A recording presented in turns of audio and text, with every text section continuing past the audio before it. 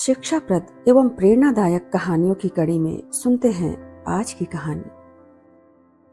एक बार एक दुखी और परेशान व्यक्ति एक बौद्ध भिक्षु के पास जाकर बोला, गुरुवर, मैं बहुत परेशान हूँ।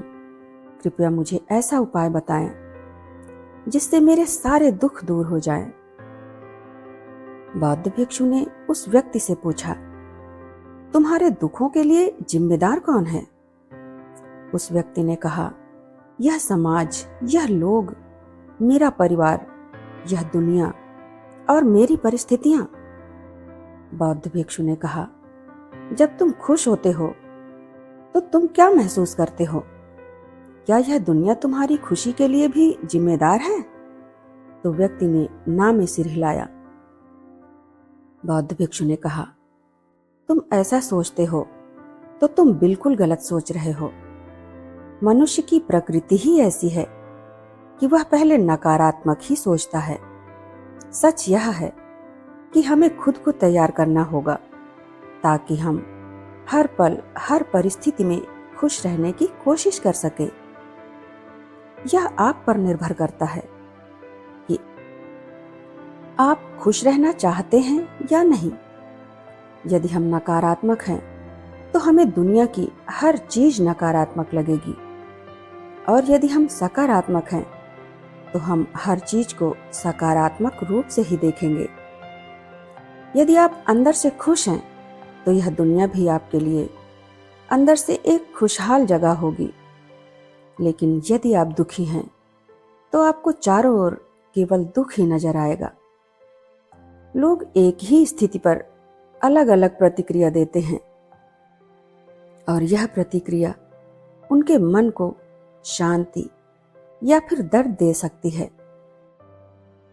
जब आपकी भावनाएं आप पर हावी होने लगे तो आप इन भावनाओं पर काबू पाने की कोशिश करें, क्योंकि गुस्सा और चिंता जैसी अस्थायी भावनाएं आपके जीवन के महत्वपूर्ण निर्णय को गलत तरीके से प्रभावित कर सकती हैं। आप अपने आप को शांत करने के लिए कुछ व्यायाम भी कर सकते हैं। अपनी सांसों पर ध्यान केंद्रित करें। अपने आप को पूरी तरह शांत और ढीला छोड़ दें। फिर उस व्यक्ति ने बौद्ध भिक्षु से अलग सवाल पूछा, गुस्सा, नफरत और जलन जैसी भावनाओं से कैसे निपटा जाए, क्योंकि यह भावनाएं हमें अक्सर थका देती हैं। बौद्ध भिक्षु ने कहा, अपने विचारों के प्रति सजग होना पहला तरीका है जिससे आप अपनी सोच को बदल सकते हैं। बौद्ध भिक्षु ने व्यक्ति से सवाल पूछा, जब तुम बुरा महसूस करते हो तो तुम्हारी पहली प्रतिक्रिया क्या होती है? उस व्यक्ति ने जवाब दिया, मैं उस नकारात्मक भावना को वहीं दबाने की कोशिश करता हूं, उसे स्वीकार नहीं करता और जल्दी से अपना ध्यान भटकाने की कोशिश करता हूं। यह सुनकर बौद्ध भिक्षु मुस्कुराकर बोले, लेकिन मैं तुम्हें बता दूं कि यह सारे प्रयास बेकार हैं, क्योंकि अंत में यह नकारात्मक भावनाएं तुम पर हावी हो सकती हैं। उस व्यक्ति ने पूछा, फिर ऐसी स्थिति में मुझे क्या करना चाहिए? बौद्ध भिक्षु ने कहा, अगली बार जब नकारात्मक भावनाएं तुम पर हावी हों और तुम दुखी महसूस करो तो ऐसे सोचो जैसे यह भाग तुम्हारा हिस्सा ही नहीं है। मान लो कि यह तुम्हारा हिस्सा नहीं है तो अभी तुम्हें परेशान कैसे कर सकती है? हालांकि इस तरह की सजगता के लिए तुम्हें काफी अभ्यास की जरूरत होगी।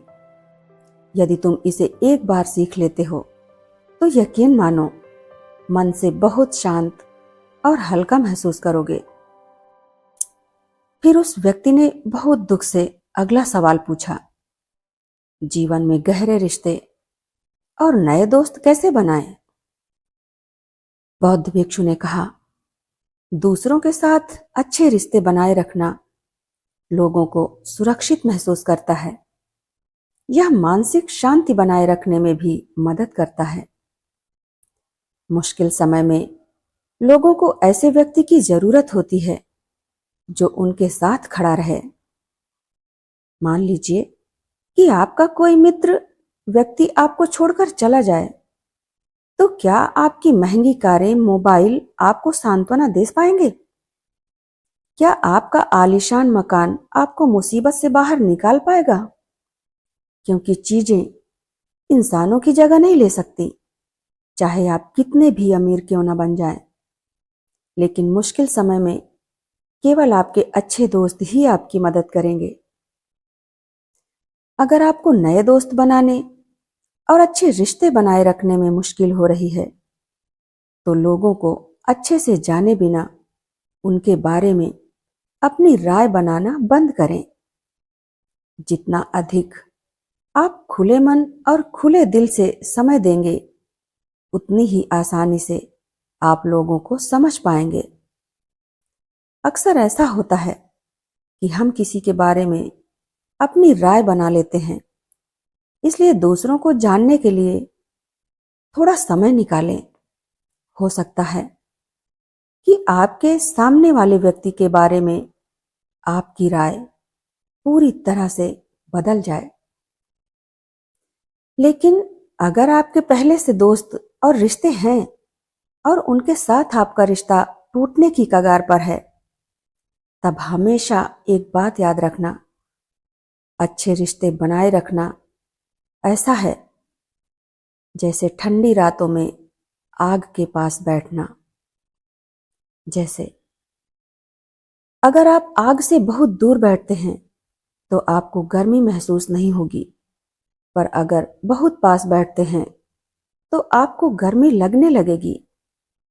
ठीक उसी तरह जब किसी रिश्ते में बहुत अधिक नजदीकी बढ़ जाती है तो अक्सर बोरियत पैदा हो जाती है।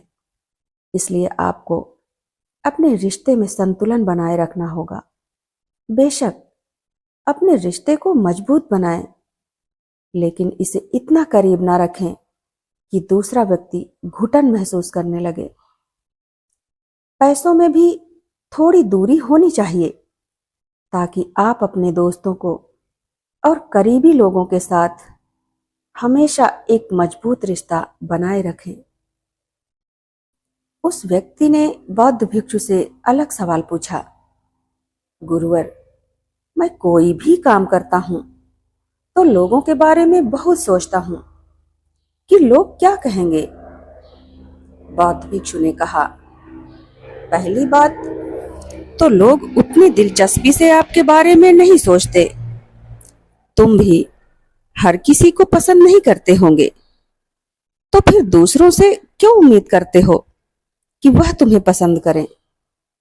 अगर कोई तुम्हें पसंद करता है तो अच्छी बात है, और अगर नहीं करता तो कोई बात नहीं। तुम्हें किसी की पसंद नापसंद की परवाह नहीं करनी चाहिए। इन बातों को स्वीकार करना सीखो। यह सब जीवन का हिस्सा है। सभी को खुश रखना संभव नहीं है।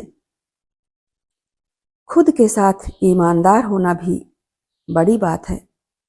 दिल खोलो, यह दुनिया भी तुम्हारे लिए अपना दिल खोल देगी। लेकिन अगर तुम स्वार्थी बनोगे तो दुनिया भी अपना स्वार्थ दिखाएगी। हर कोई यही प्रार्थना करता है कि उसका परिवार सुरक्षित रहे। इसलिए जो होगा उसकी चिंता करने के बजाय उस पर ध्यान दो जो तुम अभी कर सकते हो। बौद्ध धर्म और हिंदू धर्म में लोग एक सिद्धांत में विश्वास करते हैं जिसे कर्म का सिद्धांत कहते हैं। यह सिद्धांत कहता है कि जैसा करोगे वैसा भरोगे। इसका मतलब है कि इंसान को उसके कर्मों का फल मिलता है। इसलिए अगर तुम जीवन में सब कुछ अच्छा चाहते हो तो अच्छे काम करना शुरू करो। अगर तुम जीवन में सफलता, समृद्धि और खुशी चाहते हो तो ईमानदारी से मेहनत करो और सही कर्म करो। यह कहने के बाद बौद्ध भिक्षु ने अपनी बात समाप्त की। अब उस परेशान व्यक्ति को भी अपने सवालों के जवाब मिल चुके थे। उसने बौद्ध भिक्षु को धन्यवाद दिया और वहां से चला गया। दोस्तों, मुझे उम्मीद है कि इस कहानी के द्वारा आपकी इस भागती दौड़ती जिंदगी के कुछ सवालों के जवाब जरूर मिले होंगे।